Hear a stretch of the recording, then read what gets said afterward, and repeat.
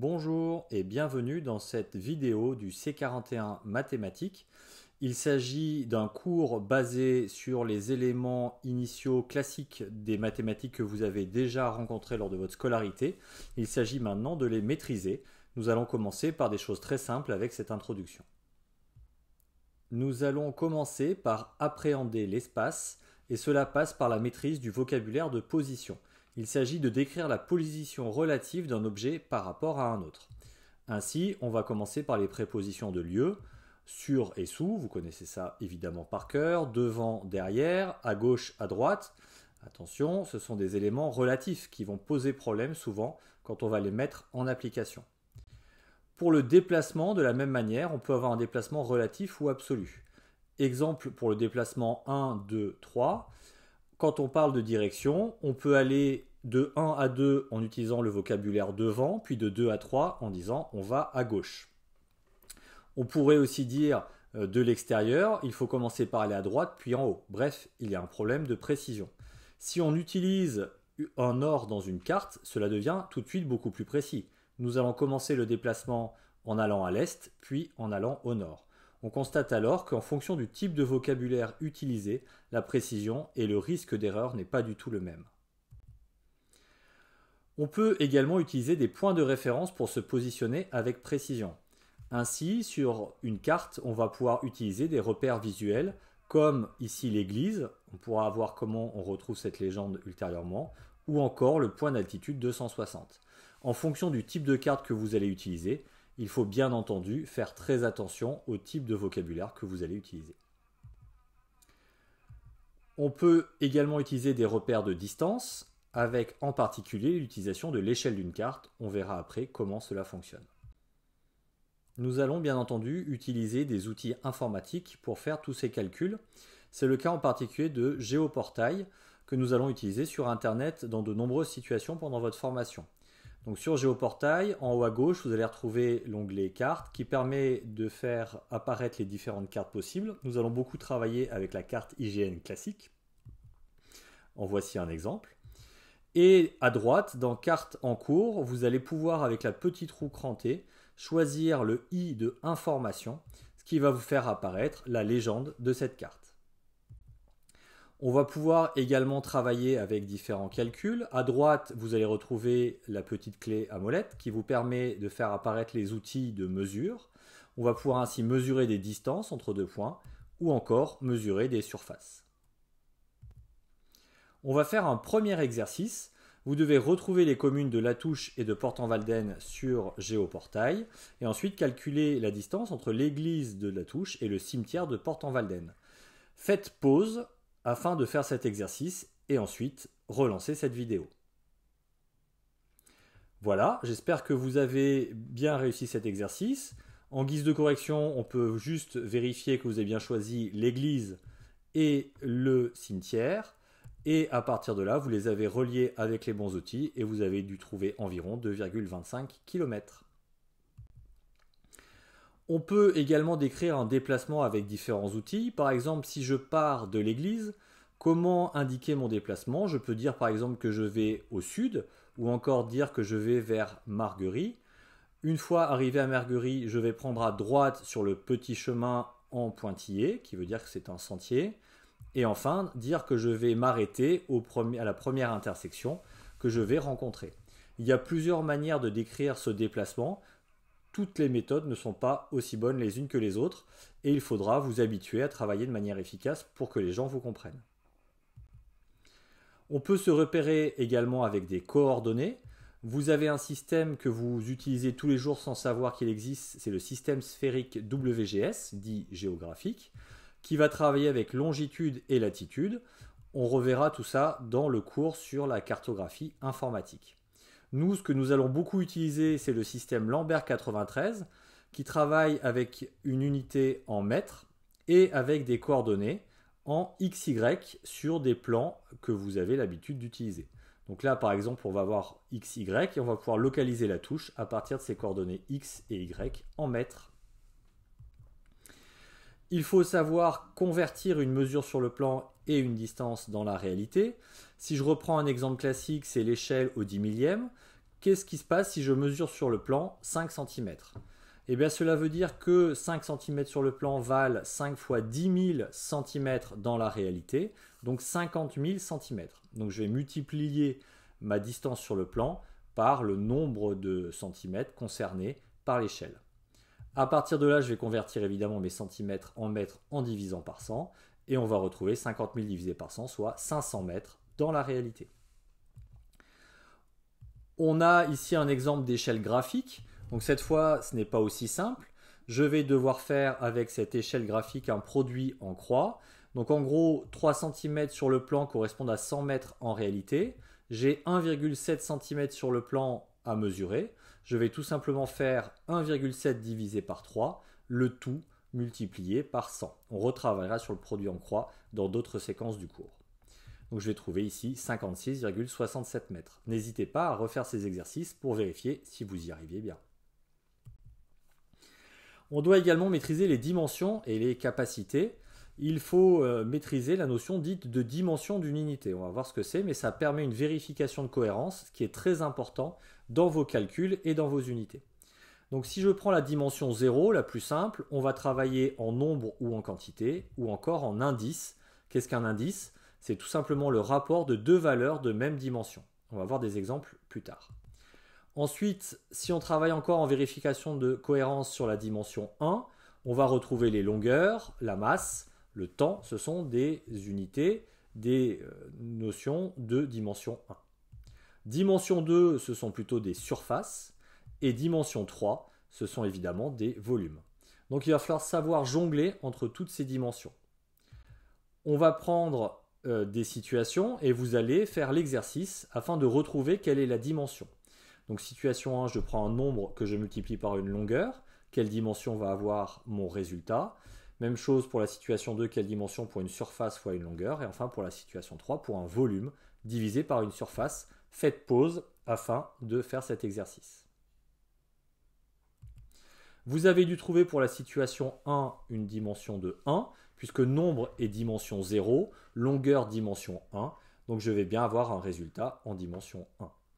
Pour la situation 2, j'ai une surface qui est de dimension 2 fois une longueur qui est de dimension 1. Donc ça va me faire un résultat en dimension 3. Donc si vous avez bien compris, je vais additionner les dimensions dans le cas d'une multiplication.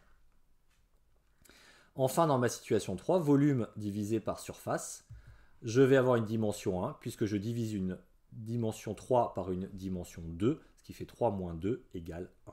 Vous travaillerez avec ça, c'est assez intuitif une fois qu'on a compris. Développons les exemples avec les unités forestières. Les dimensions 0, nous allons retrouver les nombres, comme par exemple le nombre de tiges, qu'on va appeler n tout simplement, donc c'est évidemment quelque chose que nous allons tout le temps utiliser. Ou encore un indice, je vais vous donner un exemple avec le rapport hauteur sur diamètre. Je vais diviser deux notions en mètres, ce qui va faire un indice. Il n'y aura pas de dimension pour cette information. En dimension 1, nous allons travailler avec le diamètre en centimètres. Nous allons travailler avec la circonférence en centimètres. La hauteur de l'arbre en mètres. La longueur, une fois l'arbre abattu, en mètres. L'accroissement, qui va lui plutôt s'exprimer en millimètres. Donc on a des exemples que vous avez sûrement déjà rencontrés. En dimension 2, on va retrouver la surface des placettes forestières en mètres carrés. Par contre, pour les massifs forestiers ou pour les parcelles, on va plutôt parler en hectares. Et enfin, pour la France, pour les départements, pour les grandes unités, nous allons plutôt parler en kilomètres carrés. On va apprendre à faire les conversions juste après. En dimension 3, bien évidemment, nous avons le volume de l'arbre en mètres cubes et le volume du peuplement en mètres cubes par hectare. Il y a un dernier élément, c'est la pile de bois qui va être cubée en stère, ou plutôt en mètres cubes d'encombrement quand on veut utiliser le terme précis. Donc toutes ces unités sont bien de dimension 3. On va également utiliser des préfixes de dimension avec des choses que vous connaissez déjà. En milli, on multiplie par 0,001 ou encore on divise par 1000. En centi, on multiplie par 0,01. En déci, on multiplie par 0,1. En déca, on multiplie par 10. En hecto, on multiplie par 100. Et en kilo, on multiplie par 1000. Donc je vais concrétiser avec un exemple forestier que vous devez absolument maîtriser. L'hectare, c'est un hecto-art. Donc qu'est-ce qu'un art ? Un ar, c'est 10 mètres par 10 mètres. Donc, c'est un décamètre carré. Donc, un ar vaut 100 mètres carrés, puisque ça fait 10 mètres par 10 mètres. Donc, un hectare vaut 100 fois 100 mètres carrés. Donc, un hectare vaut 10 000 mètres carrés. Une équivalence que vous allez apprendre par cœur. Il faut également savoir comparer les valeurs numériques avec les opérateurs de comparaison. Alors, je passe sur l'utilisation du égal, que vous connaissez par cœur. Par contre, le inférieur à, vous devez le maîtriser, ce signe. Donc, petit est inférieur à grand. On voit bien que le grand est du côté de la plus grande dimension de notre opérateur de comparaison. Mettez-vous ça dans l'œil. Supérieur, c'est dans l'autre sens. Grand est supérieur à petit. On va utiliser aussi inférieur ou égal, ou encore supérieur ou égal, j'en passe. Attention à bien comparer des valeurs numériques avec les mêmes unités. De cette manière, un hectare est bien supérieur à 9 999 mètres carrés et 50 cm de diamètre, c'est bien inférieur à 0,6 m de diamètre. On va apprendre à convertir les valeurs si vous ne savez pas déjà le faire. La première étape va être d'identifier l'unité et sa dimension. Ensuite, on va trouver le facteur de conversion. Et à partir de là, on va appliquer le facteur par multiplication. Alors, si vous préférez le faire par division, vous le ferez par division. Moi, je vous montre la méthode par multiplication. Donc, commençant avec la dimension 1, si je prends mon tableau d'équivalence, quand je vais me déplacer vers la gauche, par exemple passer du mètre au décimètre, je vais multiplier par 10. Donc, chaque case de déplacement, ça va être la multiplication par 10. Et à l'inverse, si je vais vers la droite, je vais multiplier par 0,1, ce qui correspond à diviser par 10. Donc, par exemple, pour passer de l'hectomètre au mètre, je vais devoir aller vers la gauche 2 fois, de hecto jusqu'à l'unité simple. Donc, ça veut dire que je vais multiplier par 10, puis encore par 10, donc par 100, pour passer des hectomètres au mètre.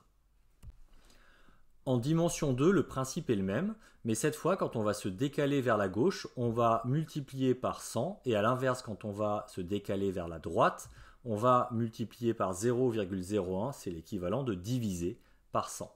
Donc si je prends un exemple, pour passer du kilomètre carré à l'hectare, je vais devoir faire une case décalée vers la gauche, du kilo au hecto. Donc je vais multiplier par 100 pour passer du kilomètre carré à l'hectare. Donc 2 km carrés valent 200 hectares. En dimension 3, c'est toujours le même principe, mais cette fois, on est en multiplication par 1000 vers la gauche ou en multiplication par 0,01, encore division par 1000 vers la droite. Donc par exemple, pour passer du centimètre cube au mètre cube, je vais devoir travailler 2 fois vers la droite. Donc je vais multiplier 2 fois par 0,001 ou encore je vais diviser 2 fois par 1000, ce qui correspond à diviser par 1 million. Parlons maintenant du vocabulaire et symbologie des opérateurs de base. Alors on va aller très vite parce que ce sont des choses que vous connaissez, mais si vous ne les maîtrisez pas, travaillez-les au plus vite. Donc le signe plus, on parle d'addition ou de somme, et l'élément neutre, c'est le 0. Ça veut dire que quand j'ajoute 0, je vais retrouver le même chiffre. La soustraction, la différence avec le moins, toujours 0 en élément neutre. La multiplication ou le produit avec comme élément neutre le 1. Donc quand je multiplie par 1, évidemment, je trouve le même résultat. Et la division ou encore le quotient avec l'élément neutre, toujours 1. Je passe très rapidement, vous maîtrisez ça par cœur. On a d'autres éléments. Nous, dans ce cours, on ne travaillera qu'avec les parenthèses. Donc ça va être très simple, il n'y aura pas de crochet ou autre. Les puissances se notent chapeau X sur les calculatrices ou encore sur les logiciels de type tableur. Ainsi, X au carré s'écrit X chapeau 2.